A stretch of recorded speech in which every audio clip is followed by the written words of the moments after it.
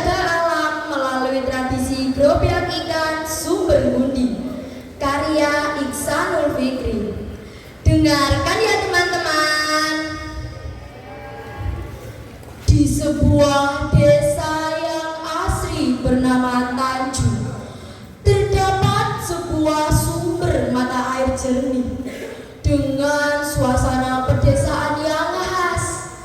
Warga menyebutnya Sumber Bundi, yang tepatnya berada di Desa Tanjung, Kecamatan Paku, Kabupaten Kediri.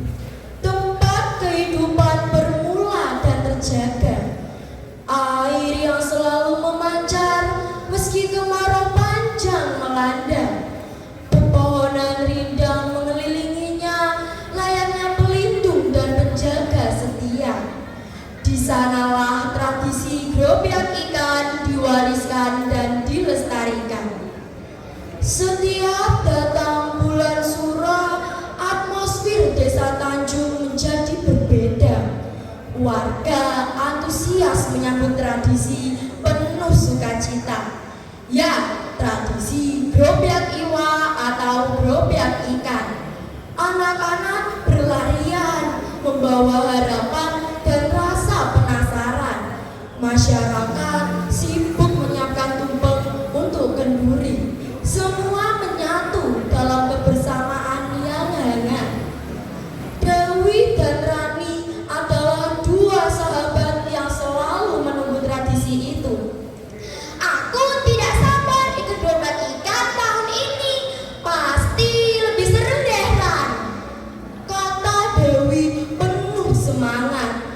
Rani tersenyum dan menjawab, kita harus menjaga tradisi ini. Ayahku juga sudah buatkanku jaring ikan yang lumayan besar loh, Wi. Mereka percaya bahwa tradisi bukan sekedar perayaan, tetapi juga pelajaran kehidupan tentang makna kebersamaan.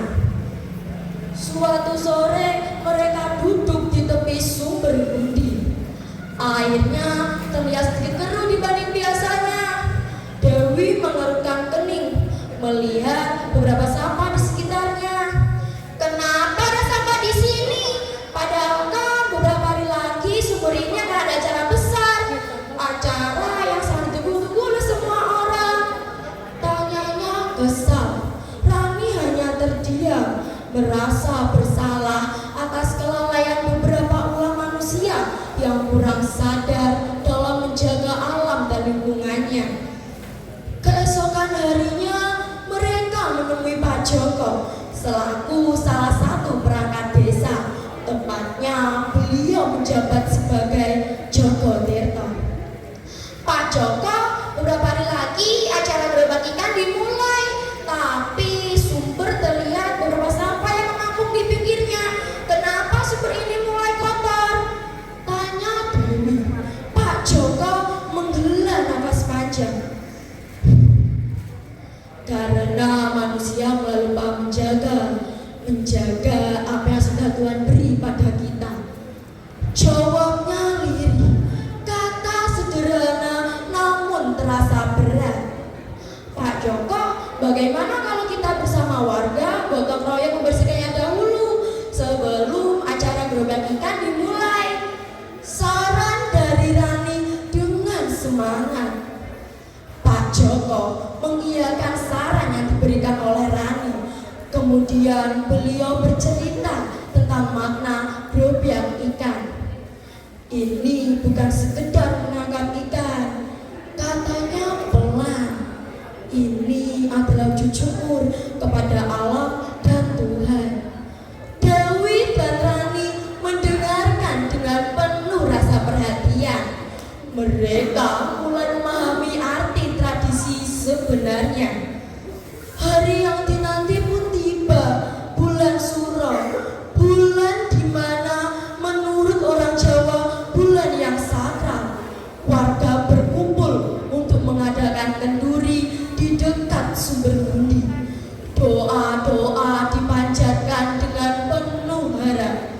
Semoga alam memberi kehidupan dan kedamaian bagi kita.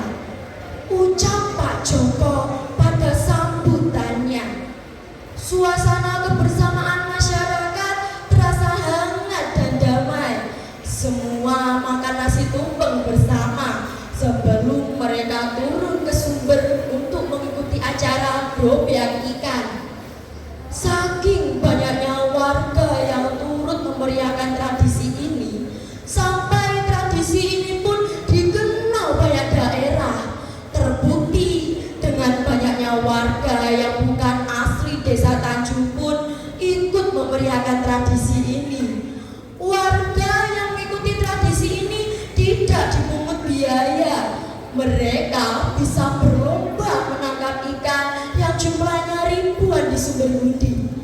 Warga yang mendapat ikan dengan ukuran paling berat akan mendapatkan hadiah. Warga berlomba menangkap ikan yang jenisnya beragam. Ada ikan mujair, lele, nila, tombro, wader, dan masih banyak lainnya. Semua membaur bersukacita dalam kebersamaan. Dewi berbisik kepada Rani, Tradisi ini indah sekali. Kebersamaan masyarakat yang hangat dan keberagaman masyarakat yang menyatu membuat desa kita semakin harmonis. Rani mengangguk dan menjawab, leluhur kita sudah melakukan tradisi ini turun-temurun, dan dampaknya bisa kita rasakan saat ini. Indahnya kebersamaan. Mereka merasa menjadi bagian dari sesuatu yang besar, sesuatu yang harus dijaga. Hati mereka dipenuhi rasa bangga. Setelah selamatan, warga mulai turun ke sumber. Mereka membawa alat tangkap tradisional seperti jaring dan keranjang ikan. Tidak ada alat modern yang merusak. Semua dilakukan dengan cara yang ramah lingkungan.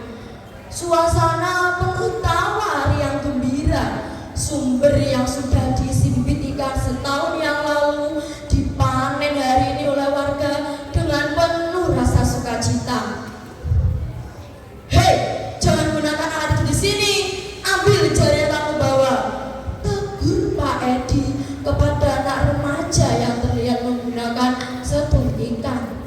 Dewi mengangguk dan berkata, kita harus jaga tradisi yang sudah ada dengan menggunakan alat tradisional. Rani menambahkan, kalau kita merusak, kita juga akan kehilangan. Hari-hari berikutnya, Dewi dan Rani tetap menjaga kebersihan sumber. Mereka mengajak teman-temannya untuk peduli. Kalau kita tidak menjaga, siapa lagi? Kata Rani.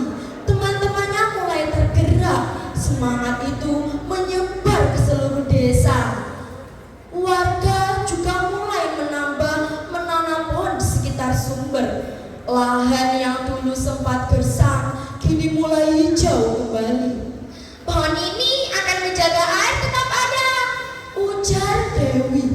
Rani tersenyum melihat suasana asri mengelilinginya.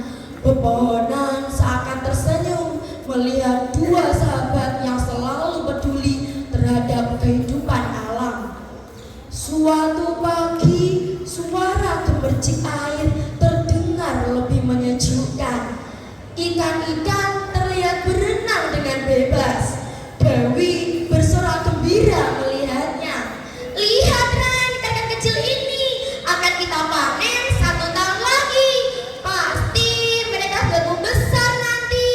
Serunya bahagia. Itu adalah tanda kehidupan yang terjaga. Pak Joko kembali berbicara kepada warga. Tradisi bukan hanya diwariskan, tapi dijaga maknanya. Katanya bijak. Rani mendengarkan dengan penuh rasa hormat. Ia mulai memahami arti tanggung jawab dan arti hidup berdampingan dengan alam.